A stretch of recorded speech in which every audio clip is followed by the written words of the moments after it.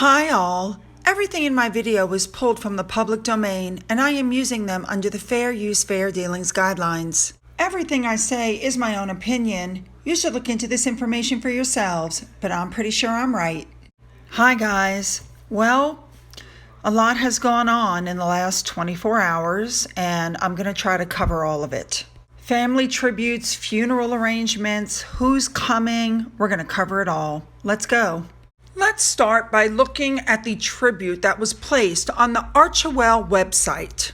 I mean, to me, it just seems very cold and impersonal. Thank you for your service. We all know how the word service came up when they were told that service is universal and, they were basically stripped of everything but the titles because they were not dedicated to a life of service. Now, let's look at this tribute that was put up by Meghan Markle when Ruth Bader Ginsburg passed.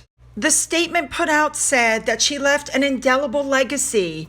She will be forever known as a woman of brilliance, courage, deep conviction, like all these wonderful things. And the thing is, neither Harry nor Meghan had ever met this woman. But to Harry's grandfather, they got the aforementioned statement placed on their Archewell website. The statement made was cold, it was not personal, it shows, in my opinion, contempt. And in my opinion, the statement was released about Miss Ginsburg because it helped with a narrative that was being pushed by Meghan. And of course, there's no narrative to be had when Philip died, so whatever. Then the next bit of information that came out was the information on the Duke's funeral.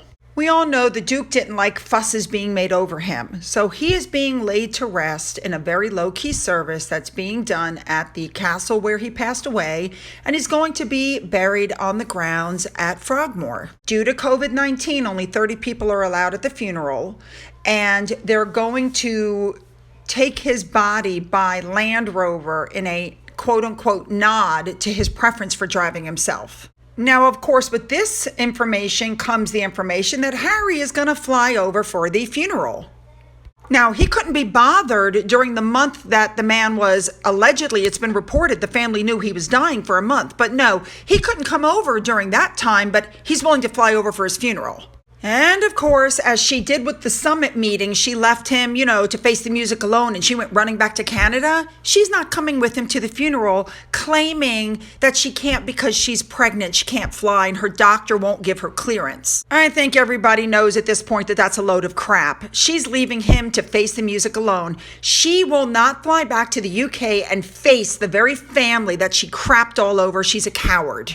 Now, for those of you who don't know this, when Meghan Markle flew to New York on that private jet for her $500,000 baby shower, she was 7 months pregnant.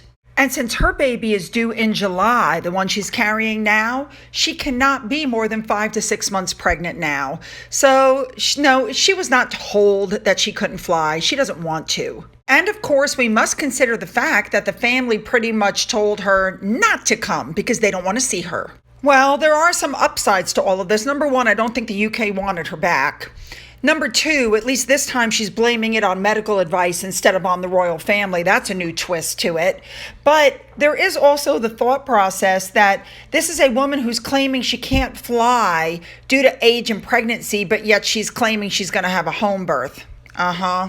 Now, this statement that was put out that Meghan made every effort to travel with her husband, that was absolutely put out by Meghan. Those are absolutely her words. Let me just show you. It's all been worth every effort. It was worth every effort. Now, in the middle of all of this and all the tributes coming out for Prince Philip, this wonderful man and his life of service, Gail King put her foot right in it. I'm guessing since she's their new mouthpiece, she figures it's okay, but this was a little much.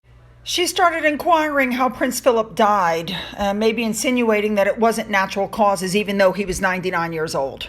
I guess I just don't understand how these people who are supposed to be so woke are so insensitive. Next, I want to throw out there something that I heard being said by Fox News. I don't always like Fox News or agree with them, but they made this bold statement on TV the other day that really caught my attention. Now, if you want to see the whole thing, go to my Twitter wall where I posted it. I'm not going to post the whole thing here, but listen to what this reporter says at the end. It's very telling. Look, they're a family and they all obviously love Harry. and would tolerate his wife no matter what. It's like any family with in-laws that don't quite get on with the family. But I think it probably would be wiser if Meghan did stay behind and let Harry go by himself. But of course she'd probably be loath to do that in case his family got to him. So. And finally, Prince Charles did a recorded message that was, a video message where he talked about his father and how grateful the family is for the tributes that have been coming out.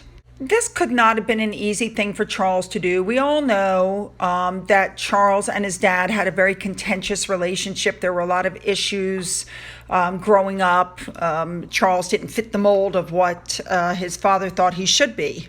But here's what he had to say about his dad. My dear papa was a very special person who, I think above all else, would have been amazed by the reaction and the touching things that have been said about him.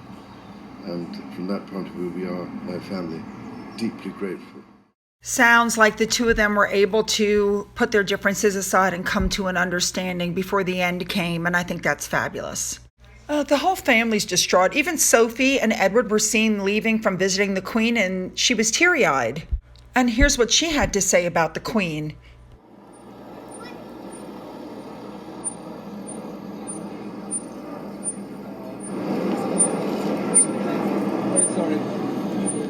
Now, I would like to add, thank you guys for all the messages. Yes, I'm as upset as everybody else is. I'm not even British, and I absolutely adored this man, and I cannot begin to think of what the Queen is going through.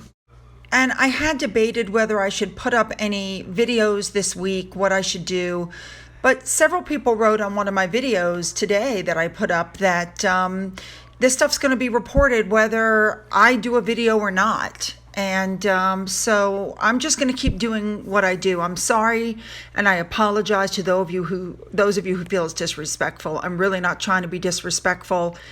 I'm just trying to do what I do. And what I'm really upset about is, yes, he was 99 years old, but I feel like what Harry and Meghan did to him in the last 2 years hastened his death. Maybe I'm wrong, but that's just the way I feel. I feel like they put so much unnecessary stress on him, and he was just so old and frail, and he just couldn't take it anymore. And that's really just upsetting when I think about it. I mean, that was his family. It's just so sad. Anyway, I'm going to continue to put up some videos.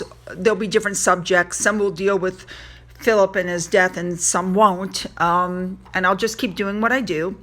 As always, leave your thoughts and comments below. I read them all.